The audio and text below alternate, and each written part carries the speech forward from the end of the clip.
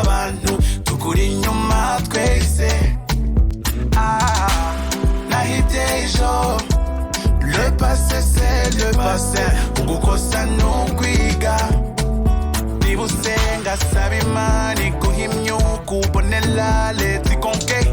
Muri weekendi tukonektiye, niba kandi ubona byanze buri mutego utega wanga inkore. Muri weekendi tukonektiye, niba ufite ahantu usomaho ikundo ukiriho buryeho we. Ubuzima ni buto wiyaga, y'umunezero wanjye uba mu ndiba y'icupa.